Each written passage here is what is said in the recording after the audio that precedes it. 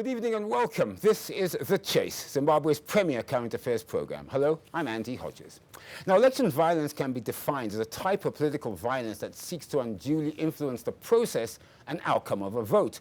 Attacks can be perpetrated by government or civilians against electoral infrastructure, political parties, or voters. Now, research shows that 54% of national elections that took place in 2020 had some form of violence, according to a new election violence database released in 2021. That's 33 national votes marred by violence. Now, 2021 appeared to be no better, in which an estimated 42 national elections took place, with forecasts appearing to show that roughly 40% of those suffered some form of election violence. With harmonized national elections to be held in Zimbabwe in 2023, the issue of election violence, and if it will reoccur, becomes very topical. Why does it appear that election violence is so prevalent in Africa, and if history shows us, also in Zimbabwe? What can be done by all stakeholders to eliminate election violence? What role do political parties play in ensuring that their supporters do not engage in election violence? Can all political parties agree and adhere to specific codes of conduct and behavior before, during, and after elections? Our discussion: election violence. Has Africa turned the corner? Join me and my guests tonight live on The Chase.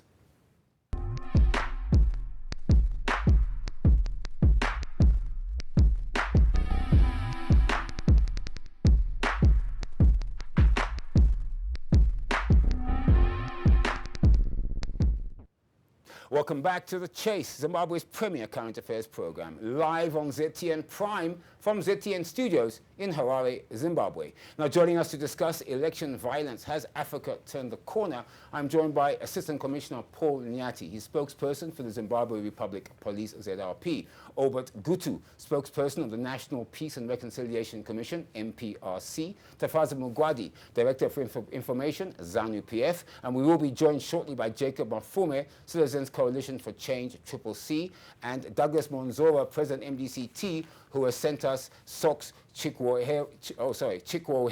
He is the National Chairman, MDCT. Gentlemen, welcome to The Chase.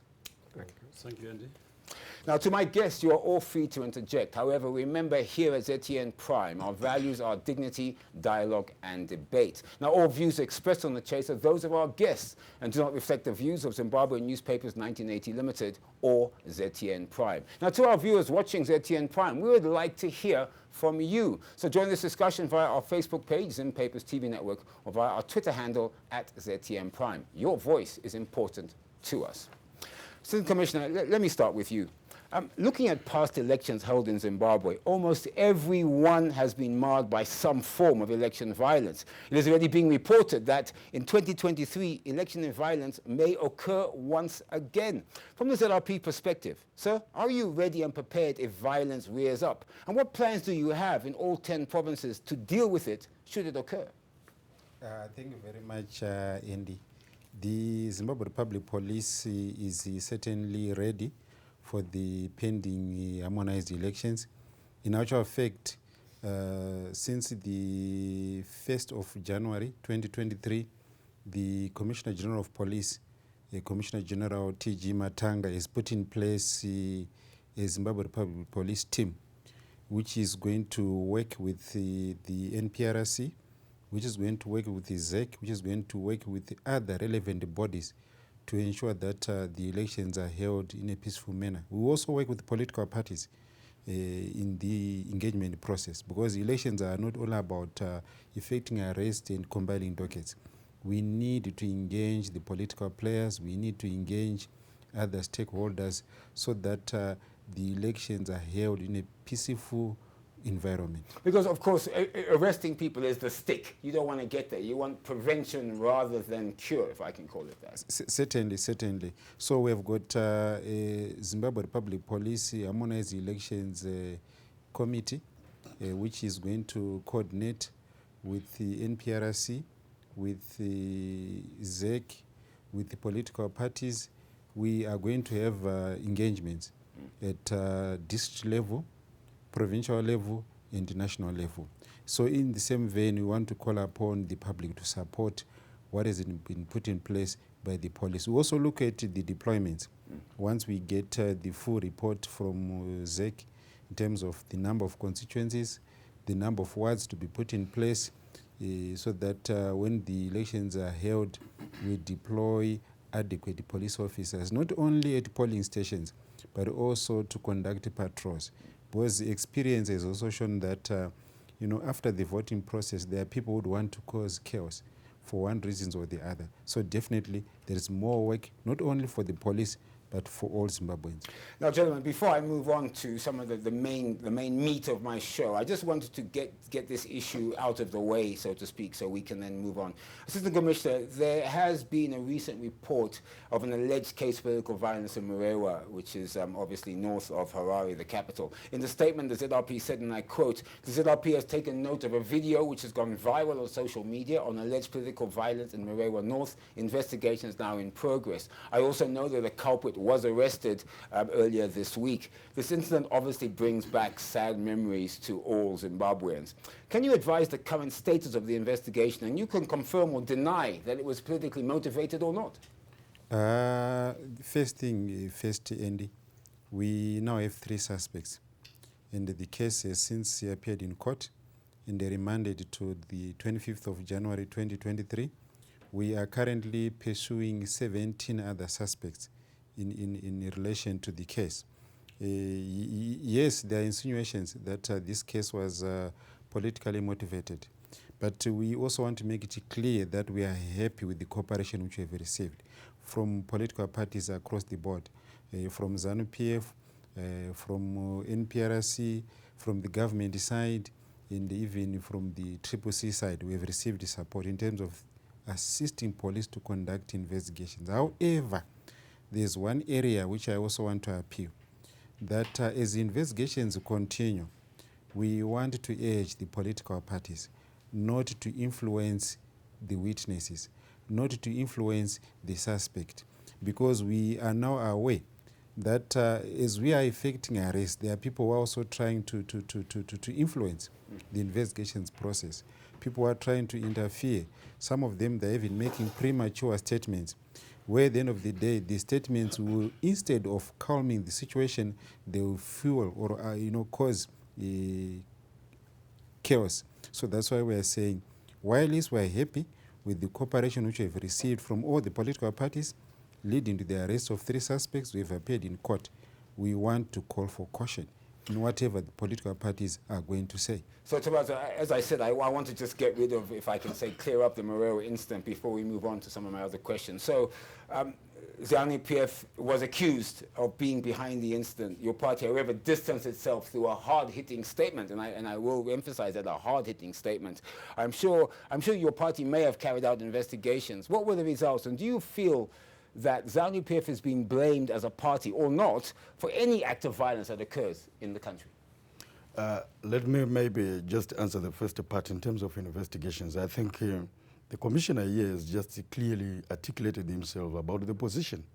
And the position he gives here is not an opinion, but a Republican position that is guarantees in the Constitution. For that and other reasons, the party cannot carry investigations where police are carrying investigations. If you want ZANU-PF to do that, you are inviting ZANU-PF to surreptitiously seek to defeat the cause of justice or investigations. We don't operate that way as a political organization. And that is why in the hard-hitting statement that we have released, which we have referred to, we are very clear. Our template of mobilization does not involve violence of any manner. The president and first secretary of our party, Comrade Didim Nangagwa, has been very categorical and very clear to all those who care to know.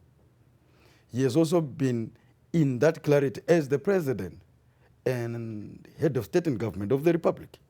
That means he wears 2 jackets for me. The first jacket, which I referred to as the president and first secretary of ZANU-PF, binds me and all ZANU-PF supporters and well-meaning members. And the message is very clear from him. Don't engage in any manner of violence when mobilizing for the party, because the elections that we're going to have should be free from violence, peaceful, and we must exercise restraint and tolerate each other. Secondly, as the president of the republic and the head of state and government, that message ceases to bind me alone and ZANU-PF members. It binds you as a media practitioner, it binds the commissioner and all the political players here, and all Zimbabweans who are not politicians. The president of the republic has spoken. shun all manner of violence as a form of mobilization.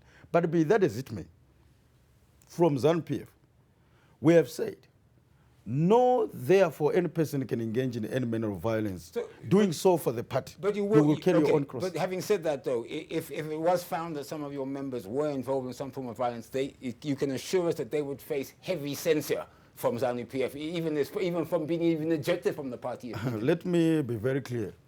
I'm not a justice official. I'm not a law enforcement agent. The representative of the law enforcement agency here is the commissioner, and it has been very clear. Already 3 suspects, I think, have been arrested, or they've identified them. Some have appeared in court. But also that process is happening against the backdrop of misleading narratives from some politicians who are saying the suspects will not be arrested because they are therefore supposed to be, they are being apportioned to ZANU-PF. That was wrong. Our advice is that political parties or politicians, no matter the temptation to seek headlines or chase political headlines, they must not try to politicize crime scenes. At that crime scene you are referring to in Murewa, you don't find ZANU-PF or Triple C there, because if you were going to be sent, commissioner, to say go and arrest ZANU-PF and Triple C or MDC Alliance, how do you arrest it on that crime scene? Because it is not a human being. You identify the suspects and the criminals. They have done so, and I must congratulate the police for doing a sterling job. Jacob, you heard Tafazwa there, some politicians trying to create headlines. Now, this Triple C has reported several cases of violence, most of which you pin on ZANU-PF. Yet some say that your accusations do not have any concrete proof, and that every incident that you report has been denied by ZANU-PF categorically, the Murewa incident being one such. So maybe the two parts of this question. One, the comment about politicians seeking headlines and rushing to make a statement accusing someone else before investigation being carried out. And also, do you have proof that ZANU-PF is behind the violence against your party? Or is this just a case of political rhetoric? Well, it is not a case of political rhetoric. Our politics is replete with incidences of violence where some people have described them as moments of madness and so forth. The creation of the commissions that my learned colleague here is part of was a result of trying to deal with political violence and incidences of violence. So it has a context. It is not something that is erupting from a lack of a contest. We had by-elections where an honorable member, no less, Honorable Tofa, was beaten at a site where a number of vehicles driven by officials from my colleague's party were there and being driven by members of his party. We saw also the videos in Murewa. We also the questions, the interrogations, what the people were saying. It's not as if we are blind or we don't have ears. A description of fact cannot be mistaken as an exaggeration.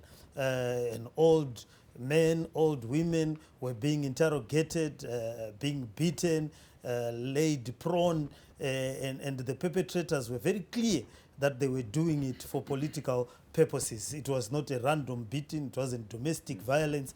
Every violence has a description. I'm sure the commissioner will attest. But I mean, I saw Triple C immediately rushed and made a statement saying ZANU-PF is behind this, based, as you said, in your own opinion on the viral video. But why not just let the police do their job, which is investigate, find the perpetrators? When you're a victim, it's like if a husband beats a wife, you don't wait to call it domestic violence.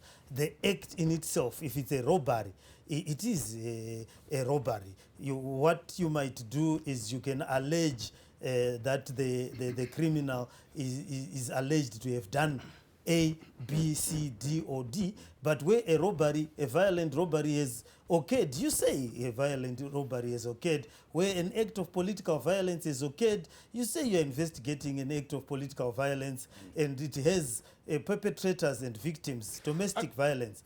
Jacob, something I read while I was researching, it was from the News Hawks, which is an online publication. They made sensational claims that your party, the Triple C, brought the affected gentleman from Murewa to Harare, and that you are denying everyone, including the media, access to that person. Is this true or not? If it is, in what capacity would you be doing that? Is it true? Well, it's not true. Certainly these matters are sub judice. I'm sure a number of suspects and a number of people recently have gotten into trouble by speaking too much when they are going to be witnesses, by saying things that they might not be able to defend in court. If the victims are refusing to speak to the press, I think they are well advised, because at times, if you are going to stand in a court of law, it is never a good idea to go around mouthing yourselves. Okay, I want to wrap this up so we can move on, but I'll come to you and then to Sox, then to Tafazwa very quickly. As I said, Sox, what are your party's views on election violence and the views held by commentators that most election or political violence appears to be between the ruling parties, NEPF, and of course the opposition, Triple C? Well, first of all, it's unfortunate that that act happened in Murewa, where a video went viral. Unfortunately, people that appear in that video, they did not just tell a story without putting names to that. I mean, you could see that in the beginning of the video, the perpetrators thought that that grouping was for MDC supporters, until she was told that, no, we are not MDC, we are Triple C. Then the question followed to say, what are you doing in Triple C? It also put us in a worried position that... it was some of your members. Exactly. I mean, if those people are not Triple C, they were MDC, the same fate would have happened to them. Right. Political violence in Zimbabwe must be condemned and shunned at all costs. Okay. And yeah, sorry, Tafazwa, just very briefly, you had a quick comment, but please make it brief.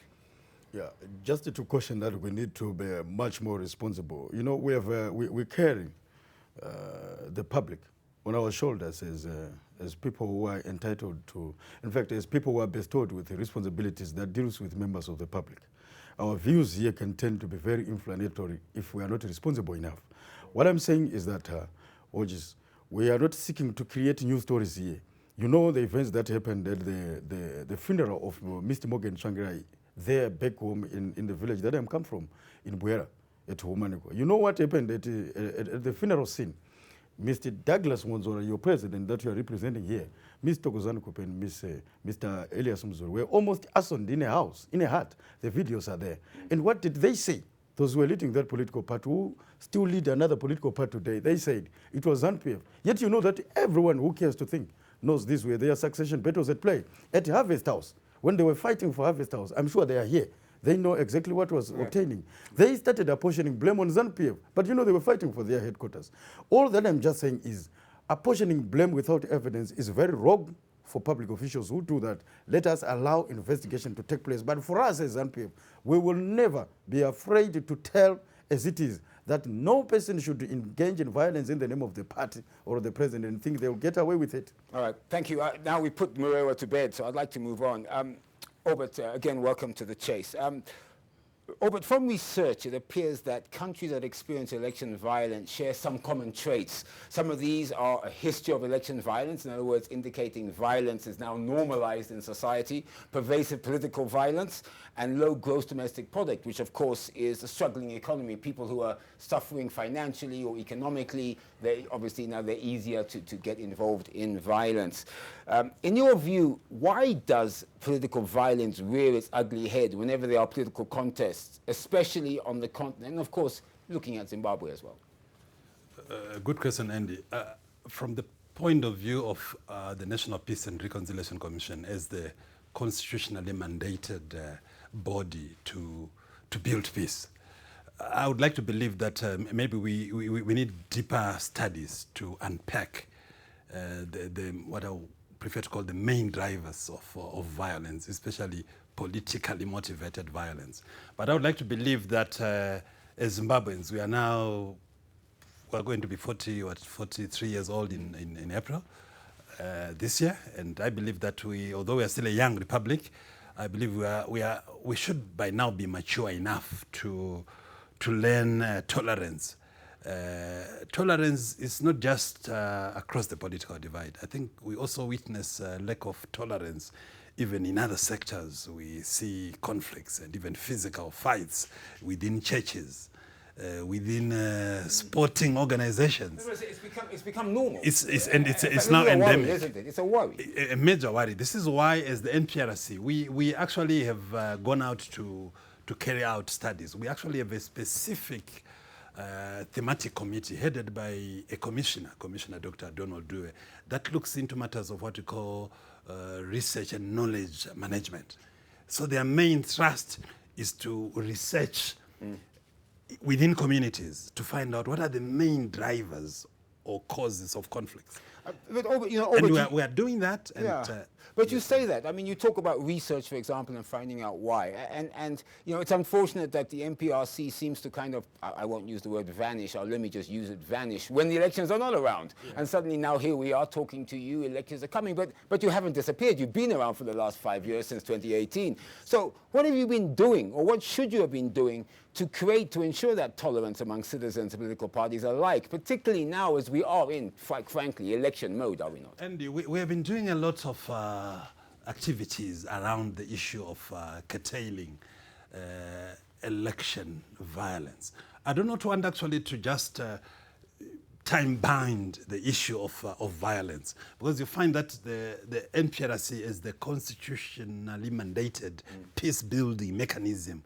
We are there to ensure that we come out with initiatives to build peace. And we've been doing this ever since the Commission came into existence. We actually, as I'm speaking now, we have come up with an election strategy. That election strategy is specifically targeted at the season we are in. I think we can all see and appreciate that it's common cause we're in that season, the electioneering season. We have a well-documented, well-researched election strategy, and we have been engaging political parties, we have been engaging political players, we have been engaging religious organizations, we have been engaging... All of these 5 years, you say continuous Absolutely. process. We have engaged with my blended brother here, Mayor Mafume. We have engaged with ZANU-PF. We have engaged with MDC Alliance. We are in continuous engagement with the police when we do our awareness programs. Because communication is key. So we are continuously working on that. Jacob, we spoke, I think it's important for you to just briefly comment on what you feel as Triple C are the causes of political violence in Zimbabwe in particular, and maybe even in Africa. But your party, Triple C, has been accused, though, by other political parties of being the party that actually perpetrates election violence. I mean, critics go far as to say that the cycle of violence suits your party, and in some cases it is done deliberately to gain sympathy from your backers. What is your comment to that? Yeah, well, that's strange. We can't beat ourselves up to get sympathy. We have been the victims. The documentation is very clear. From time and time again, Tafadzwa Mugadi, my colleague's party, has brutalized our supporters. We have no blood on our hands. We have been victims. We have a litany of complaints. We have people who even have died, limbs have been damaged, eyes have been lost, children have been orphaned, and it has been a history of us being victimized purely for the reason that we believe to be an alternative. We believe to offer a desperate. We have asked these things to be investigated. They've not been investigated. He went back to Morgan Changrai's time. Remember, Talent Mabika, Morgan Chiminya were burnt. And so forth. In daylight, petrol were poured on their bodies. Up to now, the perpetrators passed away without that being done with. We are victims. Tofa, an honorable member of parliament, surely she could not beat herself up blue and black for her to be done. Even when we saw the videos, the by-elections, you don't have to be a magician to see what is happening there. So I thank you for that. Sorry, I have to jump in, but we do have quite a few guests now. Tafadzwa, conversely, the Triple C, you've just heard Jacob Mafume there, accuses ZANU-PF of instigating violence and utilizing pre, during, and post-election to stifle democracy, especially in the rural areas, through what commentators call a campaign of fear to ensure Zimbabweans vote for your party. So maybe you could comment on that. In fact, Ajis, I think some things need to be spoken with a straight face for what they are. There is a situation where now you have an opposition political party that believes that for it to be able to gain traction within the threshold of opposition supporters, it must be seen to be the one viciously at loggerheads with ZANU-PF over other political parties in the opposition. That's what they do. So when they present themselves as victims, they are trying to do so to try to claim an opposition terrain, to say it is us who should be targeted by ZANU-PF or who are being targeted by ZANU-PF, as it were, so that it is them then who are seen to be a serious opposition. This should be spoken out publicly, and I must do that today. This is the competition in the opposition, because there is a false belief that for you to be able to gain traction in the opposition circles, you must present yourself as far much viciously against the ZANU-PF such that you are always victims, even when you are not. This is exactly the predicament facing my brother Jacob Mafume and his party. And that is why he says we are victims. I put him to his defense once more. I said, you know the events that happened at Morgan Tsvangirai's funeral. You were victims of who? I'm sure you represent Douglas Monzora here. Thokozani Kupe was there. Elias Mudziri was there. They were victims of that violence. The same happened at Harvest House there. They were gnashing of teeth at Harvest House. Actually, a night of long knives. It took place there between Triple C supporters, then as MDC Alliance, fighting for a name. But they were quick to apportion blame on ZANU-PF. They don't take responsibility. They killed a person in Nyatsime after Mob Blessing Island. That person is Chairman Murambatsuna, whose house was burned inside and inhaled bad substances, died 3 days later. Well, they have not taken responsibility for that. Well, just as I finish, they don't want to take responsibility. Okay. They campaign on a victimhood. False flag allegations. You heard this, false flag allegations. In fact, you according to ZANU-PF, you accuse them helter-skelter without really the proof or the evidence. What would you say to that? We have the graves to show. We have the limbs injured. We have the institutions that have been set up. We have been victims so many times over. Ad infinitum. I mean, at some point, some of his colleagues have been magnanimous to admit the whole essence of setting up his institution has been because of that history. The whole 2008 inclusive government framework was because of that history. It had become pervasive. It's called the harvest of terror. A month of no long lives, and we all know. So we are not being fictional here. We are talking the realities that he knows. That's why he is stuck like a broken rocket on one event. He is stuck like a broken rocket. No, I can do a list of events. I can do a list of Jacob, people. I talked about 3 events. You want me to repeat them? No, I don't want you to repeat 3. them. There are so Allow many. me Right to now speak. you're hiding victims. I'm not even hiding. Don't lie. We know, you have not been able to answer the Morgan Chiminya issues. You have not been able to answer a lot of victims that we have had. Answer as well? No, I'm answering. And I'm telling you that we have offense. Obet Kutu knows that. Sox knows that. It's not a secret. The police, they've got files and files of victims. Some that have not been closed. We've got judgments. We've got election petitions. We've got all the evidence that has been there.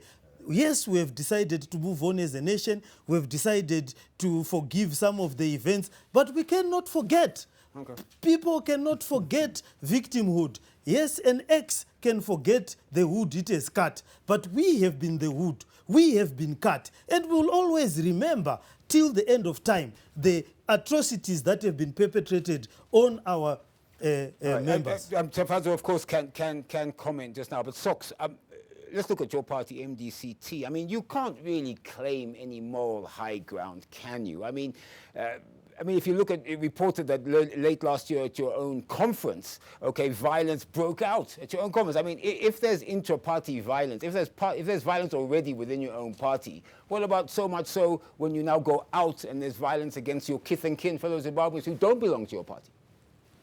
So the most important thing is when violence occurs, what do you do with it? Do you keep quiet because it has happened in-house? I think the problem we are having here as political parties is when something of that sort happens, we come here to defend the party by denying whatever that might have happened. Instead of correcting that to say this has happened, what measures do we put across in order to make sure that this doesn't happen, or do we condemn the violence that takes place? So I don't remember anyone after the Congress who came out and said there was no violence. I mean, yes, violence was there. Like any other political party, when you're at Congress, people fight for positions, and I mean, it's not. But it's not good, though. I need to take a break soon. But Socks, it cannot be good because we talked about this normalization of violence. If it's normal for political parties to have violence at their congresses, how much so when you go and hit the streets politicizing? I mean, surely it becomes a big deal. This is what I said to say violence took place, but did we condemn it or we condoned it? Oh, I see. We did not condone it. We spoke out about it. Right. So I'm saying when these things happened, instead of coming here to defend and deny that it did not happen, it's not going to solve anything. But we need to deal with that violence like we are doing. We condemned it, and everybody who took place. And then you did something about it. Exactly. Right, I need to take a break, but before I do, Assistant Commissioner, I just needed to ask you this question quickly. You heard the CCC there saying that they've reported it, and Jacob Mafuma's comment was, but no investigations were carried out. I mean, Assistant Commissioner, surely you are the police, you would investigate any serious case brought to you? One of the issues which we as the police would want to appeal to political players, it is their right to put information on social media. But we also appeal to say, as you communicate with your base, can you also report? Let's take, for example, the Murewa North incident. It went viral on social media. Before you knew about it? Yes. And you know what? It was reported the next day after 11 a.m. Yeah? When police were already looking for the complainants. So that's why we are saying, as issues, as things take place, yes, we want to communicate, we want to tell the world, we want to tell our base, our supporters, let us also report. Because after I've heard reporting, commentators say this is dangerous because by immediately pointing fingers straight away, you can incite without knowing the full facts. I mean, I'm not talking necessarily about Murewa North, but just in general when it comes to violence. If you say, oh, Assistant Commissioner did it, immediately people believe it. Yet investigations may show it wasn't even you weren't even there, for example. Yeah, that's why I also appeal to our political leaders to be very careful in the way they use language. And I'm happy in PRC they've taken note. Where you find that some of our political parties, they are engaging in what I can term double speak. Where you find that somebody will come today and say, we are not a violent party. But behind the scenes, they are perpetrating violence. And I want to be honest to say, among the political parties in Zimbabwe, no one can stand up and say I'm violently free. As the police, we have the reports. You have the evidence reports that every political party... violence, reports of intra-party violence, even going back as far as 2022. We've got reports of intra-party violence across the board. Well, there we go. The police do have the reports that all political parties are involved. And say they are violently free. That's why we are saying they must self-introspect and promote peace in the country. You're watching The Chase, Zimbabwe's premier current affairs program. Our discussion, election violence. Has Africa turned the corner? Now it's time for us to take a breather. Now after the break, should political parties agree, sign, adhere to a code of conduct prior to Zimbabwe's national harmonized elections in 2023? Don't go away, The Chase. We'll be right back.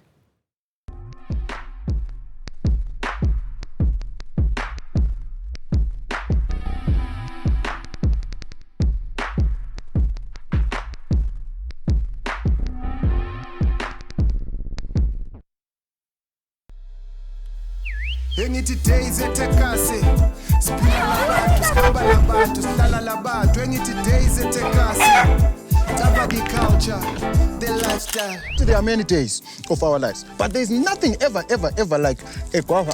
I mean day etekasi it's a whole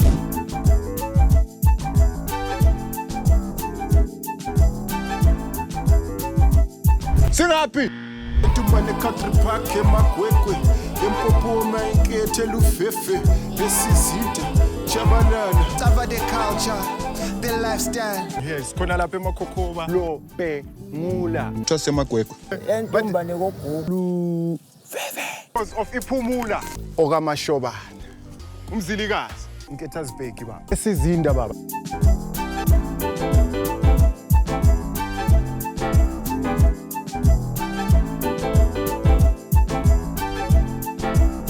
2015. My name is Mzo7 aka Mr. Gaga Gugu. Kunumisikiwa nge.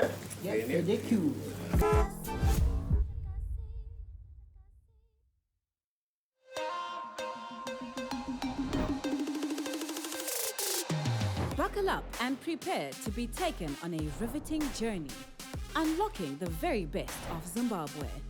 Architecture and interior design, art and entertainment, people, products, produce, the great outdoors, hidden gems, and so much more. Experience the good life from the comfort of your home. Only on C'est La Vie, Mondays at 6:30 p.m. on ZTN Prime, DSTV channel 294.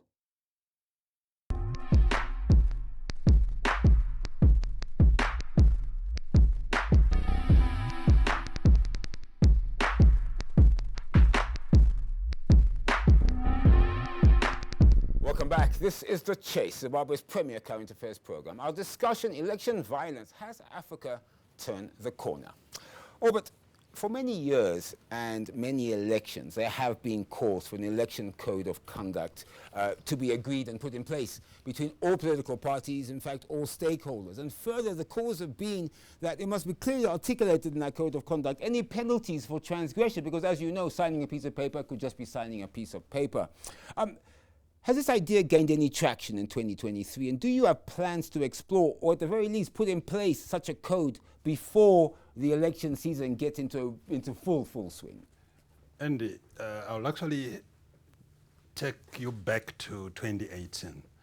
I'm sure my colleagues here would remember that there was a national peace pledge that was signed here in downtown Harare at the Harare International Conference Center by the majority of the political parties that presidential candidates. So we are actually, as part of our election strategy of the National Peace and Reconciliation Commission, coming up with what we believe will be a better version of the pledge. You're in the process of doing that? Absolutely. And I would also, it's a pity that we have no representation from the election management body in this forum. From the Zimbabwe Electoral Commission, because I believe that they are obviously an integral, stakeholder when it comes to issues like, to answer your question. I know, we will definitely have a second. Yes, because it's actually very important to say, as the NPRC, like I've said earlier on, we are the constitutionally mandated peace-building institution. We have the constitutional mandate in terms of Section 252 of the Supreme Law of the land. That said, we are saying, as the NPRC, we are right now, as I speak, already in the process of reaching out to stakeholders. And stakeholders are not just confined to political players. We are talking of the church, we are talking of civil society, women organizations, we are talking of youth organizations. It's in everyone's interest. Everybody. In fact, we are talking to Zimbabwe. We are talking to ourselves, the Zimbabweans, to say we all have an integral interest in having a peaceful Zimbabwe. We actually have our mission saying a peaceful Zimbabwe for all generations. So it's actually critical that... No, it's critical, but you're 100% right. So I think the point here is that you are working on this, and hopefully before we really get believe it's going to be better, more broader, more inclusive than what we did in 2018. And political parties might not have heard from us now, but consultations are ongoing. Okay. They will soon be hearing from us. We'll be calling on their doors. All right. We'll but I have to jump in there. Tafazwa, let me ask you directly. Would ZANU-PF be willing to sign, agree, and adhere to such an election code of conduct that was put in place? And very briefly, you heard over there talking about consultation. What would you like to see specifically, if you did agree to sign it? What would you like to see specifically in it? Well, thank you. I think given the pronouncements made by the President and First Secretary of our party, who happens to be the President of the Republic again, and of course a major election stakeholder in this election, going by the numbers, I'm sure everyone will agree with us, we are the colossal party anyway, compared to others. I don't think there's anything that can stop him from doing that, or to allow the party to do that, because himself is committed to it and he means his words. So therefore, by saying given that you'll be into such a... Yeah, such a certainly, given the President's message, there is nothing that shows that he doubts his message and stands by it, and that's why we often remind, like, unlike them, we are saying, whoever commits any act of violence in the name of the party, or its president, or any of its leadership, will carry their cross and account before these ones, the law enforcement agents. That's why we are not defending anyone who would have committed their acts. We are unlike them. What we don't want to see, Hodges, is to seek to front headlines or to drive wage or propaganda out of a crime scene. To the extent that Jacob comes here and brags of having kept the victims hostage, the media can't talk to them. They've taken those people from Murewa. No, where they are supposed to, he did deny that. Where they are supposed to be assisting the police with investigations as victims, Jacob Mafume's party has taken hostage of them. Wherever, tell me in any jurisdiction, have you ever heard that? Okay, That's well, irresponsible let behavior me by jump all in, because I do want to ask both Jacob and Socks the question, but I will start with you, Jacob. You know, it's a similar question. You can obviously respond to what Fazwa said there, but this issue of would the CCC be willing to sign such an improved code of conduct as Obert Gutu there says the MPRC is looking at and will be consulting with, and also if you would sign it, if there's any specifics you'd like to see in it. Yes, I think we have been ready to sign. We did sign the codes of conduct that we were made to sign by ZEC. Every candidate actually signs a code of conduct upon becoming a candidate. As a party, my president, Advocate Nelson Chamisa, is a man of peace. He has no blood on his hands. He can stand there and not be accused of having caused anyone to lose blood in his quest for power or for the service of the people. Would you agree, though? Would your party agree to specific penalties for breaking it? Yes, because we need because the point is this: you can sign a document saying yes, we went here, then of course it needs to have penalties. It needs to have consequences to the candidates who benefit from the violence, to the party that seeks to reap the dividends of blood, the dividend of terror, the dividend of fear among the population. It's an unconstitutional process, and we have never reaped the dividend of fear. We have never sought to benefit from terror. We have never sought to walk on the bodies of dead people to attain political power. We've always maintained that our path is a path of peace, our path is a path of love, our path is a path of service to the nation. Unlike what is so funny my colleague here. It would appear as if that's why I have problems with having discussions with Jacob Mafum. You know what happened on 1 August? He agrees that his people, then SMDC Alliance, were banning ZANU-PF offices from 4th Street and targeting the command center there at HICC, causing a lot of havoc in the city center on 1 August 2018. You know that, but he says that his party does not believe in walking on dead bodies to State House. Again, he knows exactly here. I think I've tried to put him to his defense on this issue, and it appears there's no cooperation. Oh, he'll respond now. We know what happened in Nyatsime when that lady died. The following morning, a certain legislator from their political party, whose case is before the court, led a swarm of CCC hooligans who were targeting those houses, and the videos are there.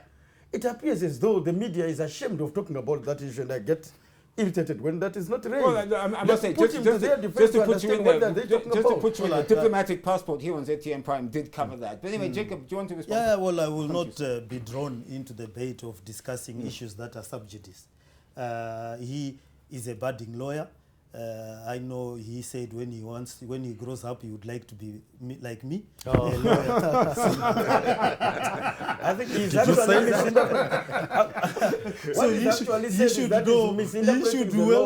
about that issue because the videos that happened in Yashime are not before the law. What we saw there is clear, and those videos are not before. You are misinterpreting the law. Lawyer. Just wait a little. Let me school you a bit. That's a bit clownish. No, it's not. Guys, dignity, dialogue, and debate. It's okay. You will learn soon enough. These matters are sub judice. We've got the police here. I will not debate the merits. What about the Murewa? Isn't it before the court? I'm not discussing no, but we discussed it. What is these people are dodging responsibility over things. What we have said. This is very wrong and irresponsible. What we have said is that I will speak to what we all know that has been before the courts, that judgments have been issued, institutions have been set up, and that we as a party, we stand ready to sign any document that with penalties, Perfect. and that we as a party, we are led by Advocate Nelson Chamisa, we will not seek to have any dividend or that is based on blood, that is based on fear, All right, that is based okay, on terror. I'd like to bring Socks in, please. Socks, I'd like to have your views. Same question, of course, that I asked to ZANU-PF and Triple C about MDCT willing to sign such an election code which really is specific and does have set penalties. I think that is critical, isn't it? In any document you sign, you must know what the downside is. Whereas if you sign a document with no downside, you're just signing a document. Well, I think our actions as a political party, as a party, speaks for themselves. I think you all agree with me to say, of late, we are the only party led by Douglas Monzora that speaks to dialogue amongst the party, not only dialogue with ZANU-PF, but dialogue with all stakeholders, the church included, civic society included, all organizations included, because dialogue shouldn't be between the two political parties, otherwise it becomes a personal property. But our message is very clear, that our dialogue, when we speak of dialogue, we are trying to address issues of electoral reforms, because without electoral reforms, all what we are talking about here, it cannot happen, because it's because... But you appreciate that it's not going to happen before these elections. There's going to be no electoral reforms before these but elections, it's not I would assume, right? Yes, but it's not a passport for us to keep quiet, because it's not going to happen before these elections. But will you sign the code of conduct as MDC? Yes, we will. You will. And I wanted to add to say, when we talk of non-toxic politics amongst ourselves, the politics of hatred, the politics of, I mean, if we don't eliminate them, if I see Mugwadi, a ZANU-PF member, as my enemy, or I see Mafume, a Triple C member, as my enemy, instead of my colleague in diversity, I mean, then we are not going anywhere. We are Zimbabweans first before we are voters. I think I will say what commentators have said. They've said that we need to unnormalize violence as normal.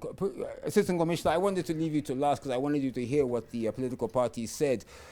The ZRP's position on this code of conduct, you know, you're the law enforcement, so you're not worrying about the political side of it. You're more worried about the peace and security and order. What would you like to see contained in such a document as Orbit and his team and the team at MPRC are working on, as a police that will help you as the police eliminate any form of election violence? First thing which I want to highlight to Zimbabweans, the NPRC, they formed peace committees, of which the police will second officers. They also do it in consultation with the ZEC. And across the provinces, there are provincial election engagement liaison committees, where the police will play an active role, of course, being led by NPRC and the ZEC. And we envisage a situation whereby when the NPRC have now fully formalized the peace process, the election strategy in terms of peace, would want to see a situation first and foremost where politicians, they make a pledge to use responsible language. Language, yes, language which unite the people, language which is not inflammatory, language which is developmental. Then secondly, the issue of violence, to say in whatever activity they are conducting, whether within their own political party or within the inter-party system, they must make sure that every activity is underpinned by peace, whether people are agreeing or are not agreeing. So those are the issues which you also want to see, political parties play in terms of the peace plan. And also the issue of maintaining law and order, Andy. To say, after everything has been said and done, peace before, after, in fact, peace before, during and after elections. So that as people, have voted, as they wait for the results, people stay in their spaces. We don't want a situation whereby people will try to interfere with the maintenance of law and order, where at the end of the day, when people are arrested, they start crying foul. So that's why we are saying we fully support what NPRC has said and will do. Paul, I mean, one thing that's come out very clearly is that there are mechanisms, are they not? I mean, if you get into political violence as commissioner, and you should report it to the police, let them investigate, let them arrest. I mean, rather than take it into your own hands as a political party and attack the perpetrators or hit the streets in protest, would you believe there are avenues political parties to address their grievances when it comes to violence? Certainly, certainly. The Constitution is very clear. The Criminal Law Codification Reform Act is very clear. And we want to urge politicians to say, when something happens, please report. And when you report, obtain a reference. That will also assist when follow-ups are being made. That will also assist when queries are being raised. Even if there is evidence or no evidence, please report. You're watching The Chase, Zimbabwe's premier current affairs program. Our discussion, election violence, has Africa turned the corner? Socks, here's where I want to hold you all to account as political parties. From an MDCT perspective, can you here and now make a pledge to Zimbabwean citizens that your party will not indulge in election violence before, during, and after the 2023 harmonized national polls? Yes, I do, and I do it on behalf of the party and on behalf of my president. That is why we are preaching rational disputation to say, yes, we can differ politically, ideologically, we can differ, but that does not take away the fact that we as Zimbabweans, it does not take away the brotherhood, the sisterhood we have as Zimbabweans. So we as Zimbabweans first before we are voters. So what's the point of killing each other because of And you know, when there's one dead Zimbabwean, it affects us all. And it's sad, it affects all of us. It doesn't matter what party they are. They're a Zimbabwean who has lost their lives unnecessarily. Exactly. So that's why we are on that path. That's where we are preaching dialogue. We are preaching rational disputation. We are saying let's agree that we differ in our ideologies. Let's agree that we are a diverse family, but we are with one father, and our father is Zimbabwe. I mustn't see my colleague from another political party as an enemy, but as my brother, sister, with different views or with different, ideological path. So that cannot warrant us to beat each other or even kill each other. You know, Zimbabwe is a spiritual country, whether traditional or otherwise, where you end up having all these things that will follow you, like the Ngozis and all those things. Yeah. That's because of politics. I have to jump in there. Jacob, all Zimbabweans' minds go back to the election violence seen at the 2018 polls, and most agree that they would not like to see such scenes being reenacted out again. So as Triple C, again, I ask you directly, here on The Chase, what assurances can you give Zimbabweans that your party will not indulge in violence before, during, and after the 2023 polls? Yes, we will guarantee that we will not indulge in any violence. We are the Joshua generation. We have seen Canaan. We hear the song of victory. We are going to sing it. We are going to see it. We want to give Zimbabweans the taste of Canaan as we beckon a new beginning, a new victory in this year. So okay, but I want to ask you this. So you're saying that your party is assured, as far as you're concerned, that you will win the polls. Most definitely. But here's the issue that we are the most viable option. But I ask you, and I would like you to be brief. The danger with that, of course, is if you say that you're going to win the polls and then you don't, it could incite your supporters to say, we were robbed. No, we will not. It's not an incitement. It excites our supporters. People are going to be excited by our impending victory. Okay. People are going to celebrate. People are going to taste a new Zimbabwe. If according to you, and it's going to be a peaceful Zimbabwe. Okay, but if according to you win, but then you do lose at the polls, you can still guarantee there will be no violence. We are going to win. But if you don't, there still won't be violence. I'm just saying. There is no violence. Okay. We have seen every result. Okay. We have seen the promise we hold. We believe that as a Joshua generation, we are destined to bring in a new beginning for Zimbabwe. I need to jump in because we are running out of time, and I do want to bring my three other guests in. Tafadzwa, critics. I want to quote a media report. It said, while some ZANU-PF officials are preaching peace, tolerance, and unity, some are on record threatening violence, and I quote this, worse than witnessed in 2008. Your assurances here and now on The Chase, as the ruling party ZANU-PF, can you guarantee that you will not indulge in any political violence of any sort coming leading up to for the record, and I'm proud of being associated. I'm very much proud of being associated with President Emerson Mnangagwa. And let me say this very clearly and categorical. The position, the message of President Emerson Mnangagwa is it binds us as members of ZANU-PF and as a nation. For us, they are an instruction. When he says, let us be peaceful, let us be non-violent, he's very clear about it. And as ZANU-PF, we are very clear, we'll engage in this election very peacefully, knowing full well that victory is now palpable, as usual, because we know what we have done and on the back of we our are policies. running out of time. Ask them if they lose, what will they do? You were asking me If you lose, of course, you know what happens.